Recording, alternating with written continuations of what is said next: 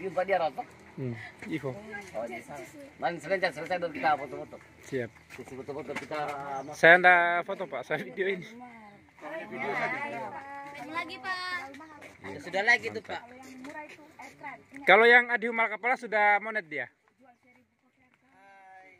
Tinggal yang Wakatobian baru mulai. Ini Taruna Akademi Komunitas Kelautan Perikanan ini. Mau studi tour dilihat tentang kearifan lokal, pengelolaan perikanan, tentang prosesi laloa. Ini Pak dosen dia. Ya bos. Oke, kayaknya kita ke ujung ya. Ujung mana? Ke sana. Oh ya mari. Supaya duduknya enak juga toh. Oke Pak, kita menuju ke sana. Ke ujung paru di. Ayo nih. Ayo. Ayo kita.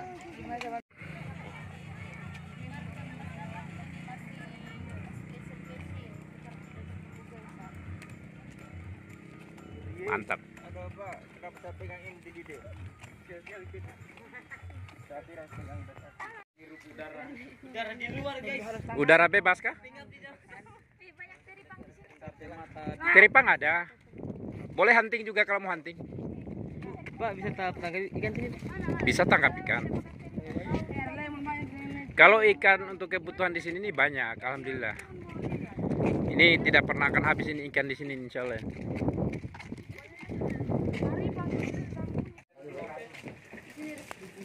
Oh, bahannya mau? Ada yang dua. Oke, sudah semua? Hah? Oh iya, silakan dicari tempat. Yang baik. Baik, kita mulai ya. Kita posisikan semua di rapi. Perhatian, duduk siap.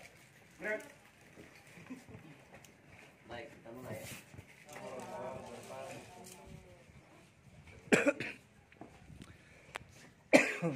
Pada kesempatan ini kita melaksanakan aktivitas Tertiklum Mapan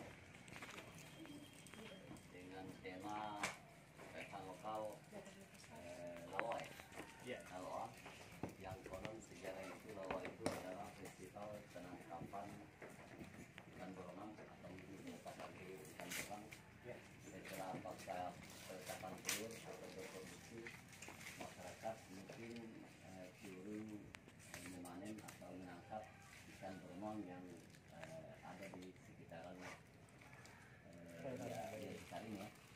Nah, di depan ada semua sudah hadir narasumber atau mungkin di tempatnya mungkin fasilitator ya.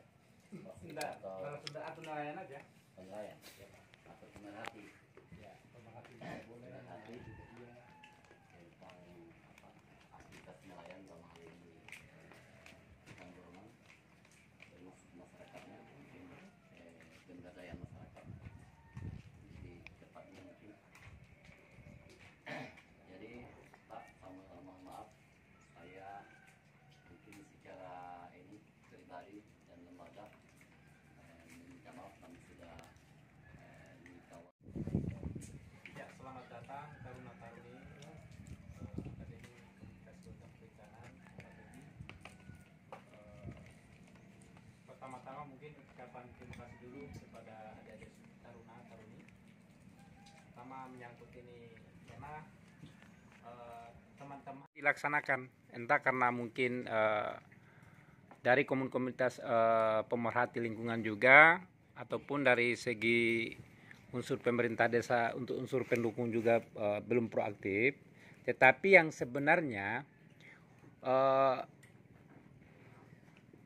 inti adik-adik datang ke LIA ini sebenarnya itu untuk mencari informasi tentang migrasi ikan berenang itu ya, Laloa, bukan festivalnya. Tapi kalau festival itu menyangkut kegiatan tradisi lisannya masyarakat.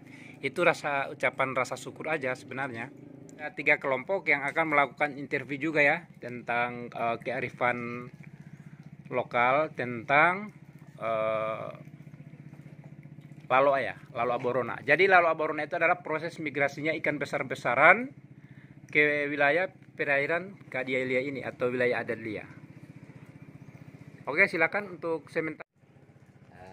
Tadi Pak narasumber kita sudah memberikan penjelasan singkat tentang ternyata lawa itu seperti apa yang kita dengar tadi, ternyata adalah peristiwa migrasi besar-besaran ikan berenang Ya, di sekitaran perairan Pulau Adalia ini. Mungkin dasar dari itulah mungkin apa masyarakat melalui mungkin melalui lembaga adat mungkin di sini iya. bersama masyarakat dan pemerintah desa ya. Kita tidak lupakan kan sekarang sistem apa istilahnya Pemerintahan desa. pemerintahan republik, maka yang lebih dominan itu adalah Pemerintah desa. pemerintahan, sama ini pemerintah desa mungkin duduk bersama dengan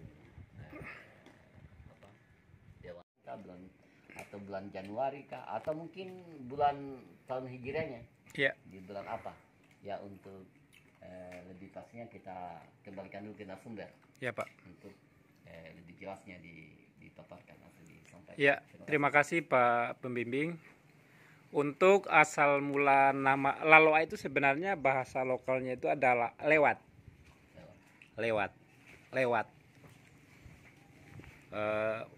Lalu. Lewat atau lalu. Karena kenapa dikatakan Laloa? Lalu, lewat. Itulah namanya Laloa. Bahasa daerah. Ya, bahasa daerahnya itu bahasa Indonesia. Laloa itu bahasa Indonesianya itu adalah lalu atau lewat. Lewat. Menyeberang.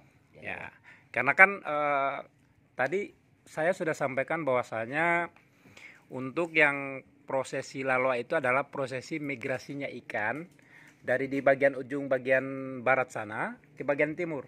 Jadi seluruh perairan ini ada juga alurnya dia, siklus ikan berenang yang itu dia lalu atau lewat di bagian perairan itu ada. Kemudian kan untuk Laloa itu yang untuk proses bertelur, Laloa itu kan sebenarnya proses bertelurnya ikan itu, proses migrasinya ikan untuk melakukan proses bertelur di bagian pesisir ini. Tapi bukan di bagian sini, bagian tubir dulu. Melaksanakan perkawinan. Kemudian di istilah Laloa juga itu ada bahasa daerahnya namanya pobetoa. Pobetoa itu adalah proses dia melepaskan telur. Proses melakukan telur. Jadi biasanya kalau masyarakatnya kami, biasanya itu dulu itu orang itu paling senang sekali makan itu yang namanya dionya borona itu telurnya. Tapi sebenarnya kalau dari konteks konservasinya itu seharusnya ikan itu jangan diambil dulu sebelum dia melepaskan telur. Nah, kan begitu toh ceritanya. Kemudian jadi perbandingan untuk ukuran size atau ukuran ikan atau volume daripada ikan itu dari turun temurun sejak kami masih kecil itu sudah sangat berbeda sekali. Kan yang namanya ikan itu kan mungkin sama juga dengan kita manusia ya. Dulu itu orang itu posturnya besar-besar dulu, baru dia bisa nikah. Sekarang kadang anak SMP SD saja sudah nikah. Toh?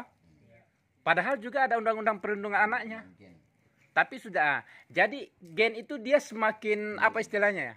Istilahnya mungkin sudah paksa dewasa lah bahasa awamnya toh. Nah, nanti mungkin dari segi akademisnya mungkin ada bahasa lainnya. Nah, paksa dewasa sehingga ikan sekarang itu walaupun dia kecil sudah bunting. Bukan sudah bunting. Maksudnya sudah bisa bertelur. Sudah bisa dia kawin. Ya, sudah bisa kawin. Sudah dewasa. Kemudian sehingga volume ikan sekarang itu dia semakin kecil. Yang seharusnya kan ikan itu mungkin bisa ditangkap setelah melakukan proses bertelur dulu baru bisa ditangkap atau dikonsumsi. Kemudian ada juga yang menarik di pengelolaan Laloa ini di masyarakat adat Lia ini secara turun-temurun. Ada juga yang mengatakan bahwasanya proses Laloa itu sebenarnya proses penangkapan ikan pada saat bertelurnya itu ada juga dari segi akademisnya mungkin ada juga yang tidak setuju lah istilahnya, karena mungkin katanya itu tidak konservatif katanya, karena kita menangkap pada saat musim bertelurnya. Kemudian kan di sini ada beberapa alat tangkap juga untuk ikan beronang ini. Kita menggunakan sero dan juga jaring. Tetapi kedua alat tangkap itu sebenarnya kalau dari konteks konservasinya yang paling kena itu adalah sero. Karena sero itu dia terkumpul dulu di dalam kantung ikannya itu, dia melepaskan telur dulu baru ditangkap. Sehingga kita sebenarnya perbandingan pola tangkapnya orang dulu dengan sekarang ini sudah sangat beda. Kita ini kan menggunakan jaring. Kau mau tahu di dalam perutmu sudah bertelur atau tidak, maunya saya tangkap saja. Tapi kalau sero itu biasanya kalau kebutuhannya hanya suka untuk yang orang di rumah dia suka bertelur, ambillah sebagian. Sebagian biarkan bertelur. Bisa dipilih tak? Bisa panen pilih. Iya, ada beberapa kapan dia bermalam itu kan ada masa-masa pecah telurnya itu, pobetoannya itu. Kalau dia pobeto itu kadang istilahnya katanya orang tua itu kalau di sero itu kadang dia bunyi. Entah karena siklusnya skalanya terlalu banyak, kadang dia bunyi katanya orang. Kemudian kalau di masyarakat awam ini biasanya kalau untuk masa pobetoannya itu, masa bertelurnya ikan itu yang namanya laluannya itu, kalau di bulan kalendernya itu dia berawal dari September, November, Oktober, ada tiga musim. Tiga bulan. Ya. Kemudian di hitungan bulan di langitnya ada beberapa hitungan bulan di langit. Kenapa ketawa terus ini? Kenapa? Beronang. Jangan sampai apa itu yang lain. Ya tidak. Ikan beronang ini sebenarnya sangat manis. Isinya manis. Jampit. Ya ingat dulu tidak boleh. Artinya kalian ini kan sudah besar. Pergaulan itu antara laki perempuan harus ada pembatasan toh, tidak boleh. Walaupun kalian taruna-taruni satu-satu, tapi kan harus kan sudah ada yang namanya asrama putri, asrama putra. Nah, harus dibedakan. Enak sekali. Yang gula merah cair toh? Nah itu yang paling enak dulu kalau kita colo-colo dia dengan suami. Walaupun tidak ada ikan itu sedap. Jadi itu tentang apa tadi yang belum agak jelas, nanti saya sampaikan. Mungkin itu dulu Pak. Panah ini. Panah Pak. Panah. Sehingga saya juga sekian kurang lebih hampir 10 tahun ini saya banyak bergelut juga bergelut di laut, dan saya banyak referensi tentang biota laut, utamanya lamun. Ya. Di lamun itu yang saya amati selama kurun waktu kurang lebih 10 tahun ini, memang lamun itu paling pas atau cocok untuk tempat kawinnya ikan beronang. Karena apa? Karena di lamun-lamun itu digantungkan telur-telur ikan beronang itu. Ternyata. Karena mereka yang selain juga konsumsi tanaman atau daun-daun lamun, juga jadi rumah ya. Itu digantungkan atau diletakkan telurnya itu setelah kawin di lamun ini. Masa bayi sampai anak-anak yang masih kanak-kanak itu masih di jabal sana. Artinya rata-rata di lamun ini, di dangkal-dangkal dulu ya. Kemudian setelah dia mulai remaja, itu sudah mulai bergeser ke agak kedalaman di hall sana, di hall. Dan di masa dewasanya mereka sudah bisa menyeberang ke laut sebagai alur, gitu ya, alur jalan masuknya. Dan borong ini ya, migrasi ikan borong itu rata-rata di sepanjang alur ini, gitu. Kemudian ikan ini sampai di Pulau Semanga sana, dari sekitaran Humalah Kepala sampai di sana. Ya Pak. Mungkin di sini juga kami minta dulu sejak lama. sejak dari mungkin yang bermukim di mukim dari ini yang sebelum berwakatobi. Sebelum berwakatobi masih buton dulu, sudah memang dari dulu. Saya saja Pak, mungkin masih saya kecil ini sampai sudah rambut putih sekarang masih tetap ada. Ya. Kemudian tinggal ukuran ikan. Ikan itu kalau di masa sekarang itu ikan itu yang bertelur itu sudah semakin kecil. Untuk mungkin populasi ikan yang layak konsumsi itu mungkin sudah agak semakin berkurang ya antara size-nya ya. Kalau tidak salah dulu itu untuk size terbesarnya itu 23.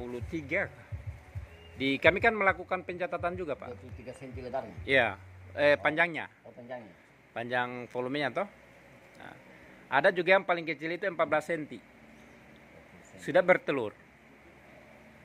Itu di pencatatannya kami di tahun 2017 sampai 2018 tentang hasil pencatatan hasil tangkapan nelayan. Itu di beberapa sampel sero Pak yang kami ambil itu, sampelnya itu di seronya Pak Arbain di bagian Nokoi, kemudian sampel seronya yang kedua itu di Pak Lambilu di Liatogo di bagian perairan Sumanga. Itu untuk yang ukuran sampelnya beronang. Untuk yang masa tadi ini, untuk pembatasan atau ritual-ritual adat yang dilakukan untuk di proses penangkapan itu mungkin sepengetahuan saya belum ada sih. Belum ada ya. Berarti Cuman dari dulu itu kan alat tangkapnya masyarakat Delia ini kan hanya 2 dulu itu sebelum adanya jaring ini. Sero dengan bubu. Oh, bubu. Oh, iya. Jadi kalau untuk bubu itu dia bisa menangkap juga beronang juga dia. Beronang laloa ini. Kemudian kan ada beronang laloa juga ini kan ada beberapa jenis beronang juga. Tetapi yang melakukan proses migrasi ikan besar-besar itu dia jenis beronang laloa saja namanya. Kenapa dikatakan beronang laloa? Karena dia ada prosesi laloanya dia. Dia prosesi laloanya, ada musimnya dia. Kemudian yang beronang lain juga itu ada beberapa jenis beronang juga yang di perairannya ini sebenarnya. Ya. Ada berona apa namanya itu? Ekor kuning. Berona ekor kuning, berona bintik juga atau berona bose, berona tanda itu. Kalau di ikan kola itu kah? Kola. Kalau di Kalupa ini beronang yang migrasi ini namanya bukan beronang kalau di Kalupa. Kola. Kola toh? Nama daerahnya kola. Nah, daerahnya Kalau kola. kecil-kecil namanya kola-kola. Itu masih Kola-kola. ukuran sains kecil. Anak-anak beronang. Yang beronang. Yang belum layak dikonsumsi masih terlalu pembesaran. Kalau yang berona tanda itu sudah berona mi kalau di Galuh Pak. Nah, di Kalupa kecuali berona itu yang hitam atau yang batik. Oh, yang batik dia ya. Oh. Yang Di bagian berona sana. batik dan berona hitam kan beda itu. Ya. Nah, yang batik itu yang tebal kulitnya kan. Ya, tebal. Nah, sedangkan berona hitam dia tipis. Kemudian yang satunya beronang ekor kuning. Ekor kuning. Yang biasanya dia nempel-nempel di batu besar itu. Iya. Sekitaran sepanjang tebing ini. Iya. Tubir kan. Dia kuning toh? Tubir yang kuning. Nah, itu. Kalau yang hitam dengan batik itu dia beraktivitas bebas dia. Kadang kita jumpai di laut dalam. Kadang di Itu dangkal. Di laut juga ada kadang di dangkal. Tapi kalau untuk Tapi beronang yang laloa fokus ini yang kita ceritakan ini adalah beronang putih yang migrasi ini. yang migrasi itu. Jadi sebenarnya sebelum dulu waktu masih di kami ini kan ada yang namanya kelompok Posasa itu. Kelompok Posasa itu kan dia melakukan monitoring. Di samping monitoring kawasan, dia melakukan pencatatan juga hasil tangkapan nelayan, ya terutama di musim-musim beronang. Nah, kemudian sebelum melakukan ada yang intensitasnya untuk September, November, Oktober itu forum itu bersama masyarakat itu melakukan proses pengawasan di kawasan. Jangan sampai ada kan sebelum dia bertelur sudah ada bom dulu, sering dibom orang. Pokoknya yang illegal fishing itu di tahun 80-an itu ada yang namanya illegal fishing bom. Masih marak bom. Kemudian meningkat ke bius. Kemudian bius. Ada dulu bius zaman dulu itu, tapi hanya akar tuba saja. Tidak, dia belum melakukan potasium yang kimia sekarang. Kemudian yang ada tangkapnya juga itu hanya bikin mabok saja, tidak mati. Kalau akar tuba hanya dikasih teler, kasih teler saja, kasih pinsang. Akar tuba. Sampaikan begitu. Kalau dengan cara tangkap jaring itu dia mau bertelur kah tidak, pokoknya digosok sudah. Dia sapu rata. Karena tidak ada alat deteksi di bawah sana itu ikan yang masuk di jaring itu sudah selesai bertelur atau tidak. Ya. Tetapi kalau di sero itu kan dia bisa dipantau dia. Kalau saya memang paling pas Pak, bisa diseleksi, Diseleksi. Kemudian dia bisa dilepaskan dulu, biarkan dulu dilepaskan dulu itu telur-telurnya, baru ditangkap kalau sero. Tetapi kalau jaring hantam, mau kau bertelur kah, mau sudah lepas telur, mau tidak, kalau sudah masuk di jaring itu langsung is dead, langsung mati. Beda dengan sero. Sero itu masih hidup karena masih ada kubangan airnya di apanya tadi, di futunya itu, di induknya itu toh. Kenapa kau ketawa futu itu? Karena di sini namanya itu yang kantongnya itu namanya futunya, kalau di sini futunya sero, bukan futunya kita ya. Melangkah. Jadi dilingkar dulu volumenya besar, katakan sebesar kawasan ini. Kemudian tapi melibatkan banyak masyarakat di situ tadi. Ya Pak. Jadi dia melangkah satu. Jadi ikan katakan sudah terkurung di kawasan sebesar ini, secara melingkar ya bundar kan. Kemudian maju dari besar mengikil sampai sekecil ya. Nah setelah sudah lingkaran kecil, ikan kan sudah tertampung. Sama begitu jadi. Dengan model pala yang dipasang permanen ini, ikan dari tempat luas ya diarahkan untuk digiring masuk kurung tak kurung nih kawasan kecil ke tempat kecilnya itu. Begitu. Nah, setelah terkumpul semua di situ, masyarakat terjun ke dalam, dia tangkap. Oh begitu ya. Tangkap. Jadi di penangkapnya itu memang sudah ahlinya juga, mungkin ada ilmu-ilmunya juga. Bayangkan Pak, ada pari di situ, injaknya tidak apa-apa. Tidak apa-apa. Kalau kita yang awam ini masuk ya selesai. Jangan sampai kaji dengan ikan pari, dengan ikan beruang juga sendiri kan. Mereka tangkap dengan itu. Banyak macam ya. Jadi alat tradisional di Wakatobi itu banyak macam. Kalau kita kumpul semua satu persatu. Ada sero juga ada Iya Maros, silakan deh. Saya mau bertanya Pak tentang kegiatan atau festival Lolo ini. Apakah kegiatan Lolo ini diikuti cuma hanya desa Dia, apakah dari Pulau Kapota atau Wanyuwangi dan sekitarnya, apakah ada juga dari Pulau Binongko mungkin Pak? Dan pertanyaan kedua saya, kalau misalnya ini kan daerah perairan lingkup Dia, jadi kalau misalnya dari nelayan dari luar itu datang membom atau meracun, apa sanksi yang didapatkan oleh nelayan-nelayan tersebut dari sanksi adat? Iya. Mungkin begitu Pak. Jadi sebenarnya untuk perairan ini di tahun 2017 ini sudah ada peraturan daerah tentang ruang kelola masyarakat adat. Itu sudah ada ruangnya. Kemudian dilihat juga ini ada beberapa tempat-tempat yang memang dikonservasi oleh masyarakat adat. Karena itu memang zona-zona pemanfaatan masyarakat lokal. Dia tidak bisa dimanfaatkan oleh masyarakat luar. Sehingga ada yang namanya titik-titik tertentu yang di-WHI oleh masyarakat adat. WHI itu kalau di Ambon itu sistem sasi begitu. Tidak boleh ditangkap. Itu namanya WHI. Tetapi dengan perkembangan zaman sekarang, untuk WHI itu penguatan regulasinya belum terlalu kuat, sehingga masyarakat itu tidak lagi melakukan itu. Kemudian sebenarnya yang menyangkut masyarakat luar yang menangkap di perairan luar itu kenapa dibatasi? Karena itu tadi, kebanyakan nelayan-nelayan luar itu melakukan penangkapan di sini itu banyak tidak melakukan penangkapan dengan tidak ramah lingkungan. Sehingga dampaknya walaupun yang lain juga itu menangkap dengan ramah lingkungan, akhirnya mereka juga terbawa-bawa. Kemudian untuk sanksinya itu pasti diberikan sanksi, akan dipanggil ke Baruga untuk diberikan sanksi oleh Dewan Adat. Entah sanksinya mau didenda atau mau diapa, ya mau ditangkap atau diberikan hukuman apa, itulah sanksinya.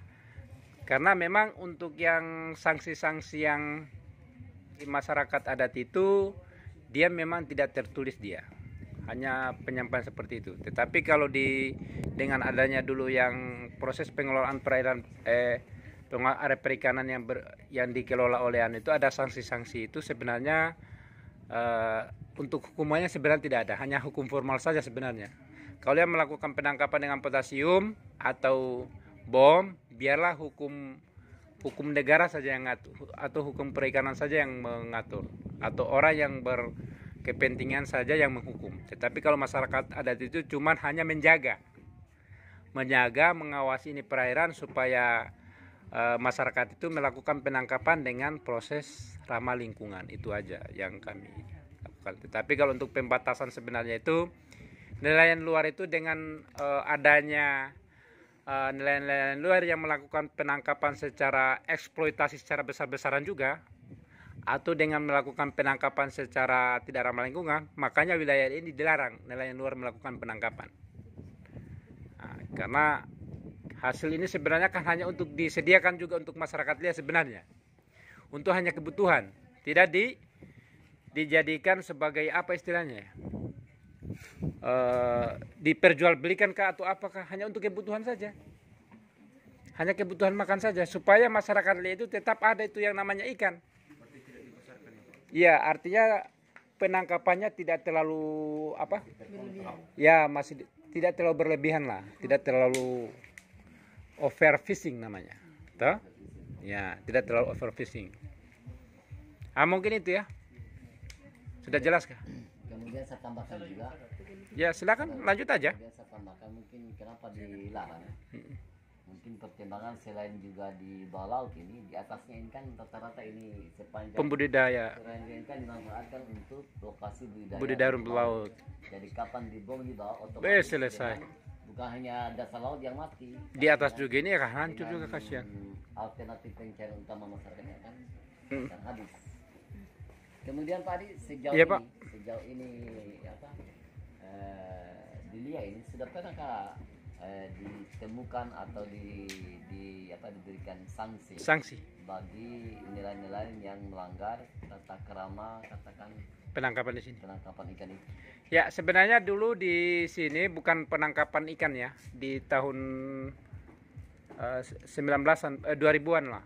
2000-an sekian ada beberapa nelayan luar, sebenarnya mereka bukan melakukan penangkapan. Mereka melakukan pengambilan batu. Batu karang, mereka ditangkap. Disita perahunya. Dengan alat-alat pengungkilnya. Memang dilarang juga ada. Dilarang, Pak, itu juga. Jangankan batunya, sedangkan kima yang di dalam Ya. sudah dilarang apa Ya. batu. Ini kan banyak juga, ini kan nelayan-nelayan luar itu yang habiskan juga kima-kima di bagian pesisir. Baru bukan hanya kima guling, Pak, biar kima yang di batu dibawakan petel dengan palu, baru dipalu-palu. Iya, kina itu yang dimaksud. Kalau kina di pasir ini tidak masalah. Sebenarnya kalau kima yang itu juga, karena untuk masanya sekarang ini sebenarnya kan kima itu kan mungkin dia kan termasuk biota yang dilindungi juga. Nah, termasuk kepiting kenari itu juga dilindungi. Tapi ini kalau mungkin hanya sebatas untuk kebutuhan, tidak diambil untuk dibawa di pasar sana, bisa saja. Ini kan ikan saja yang bertelur kita ambil hanya untuk kita mau rasakan itu telurnya seperti apa, yang lainnya juga kita lepaskan bisa toh. Lebih banyak yang dibiarkan bertelur dulu daripada yang kita tangkap. Mungkin 1-2 ekor karena memang telurnya ikan itu paling enak. Toh? Kalau kita bakar di kulitnya kelapa itu kulitnya apa? Bukan kulitnya pisang. Nah, mungkin itu ya. Ditutup dulu baru kalian tidur, terserah. Setelah tutup terserah. Mungkin itu ya. Oke. Nanti masih ada yang bertanya kah? Silakan. Kita coba sudah Bapak jelaskan kemarin sudah terjadinya jadi dari bulan September sampai bulan November. Kemudian masyarakat menangkap ikan boromang ini rata-rata setelah melepaskan telurnya atau meletakkan telur. Kemudian untuk penangkapan yang tepatnya itu biasanya dilakukan di bulan-bulan bulan bilangin ya, bulan 13 sampai 17 ya. Iya, Pak. Mendapatkan produksi yang tinggi. Kemudian ikan boromang ini hanya terdapat di sekitaran perairan liar, gitu ya. Proses migrasi itu. Nah, proses migrasi itu hanya di sekitaran perairan juga tidak garang.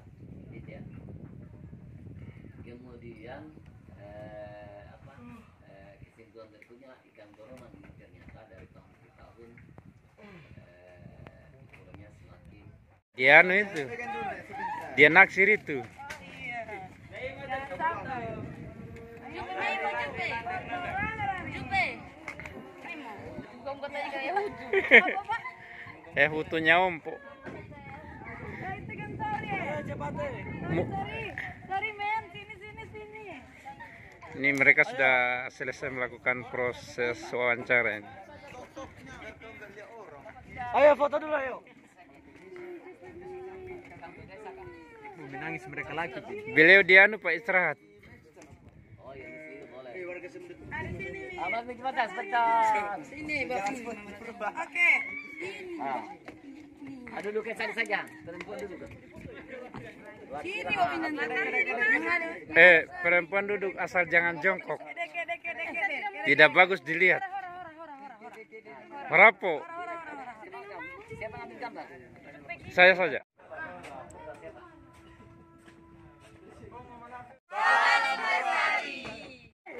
Kamu tidak pernah lihat bintang?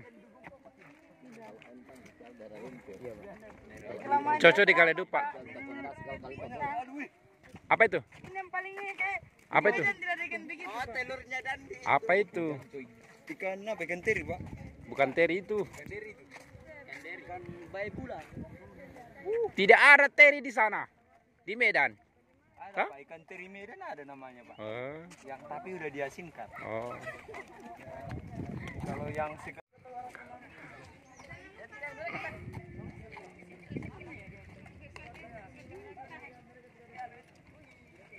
Bergaya. Oke, dah. Mantap.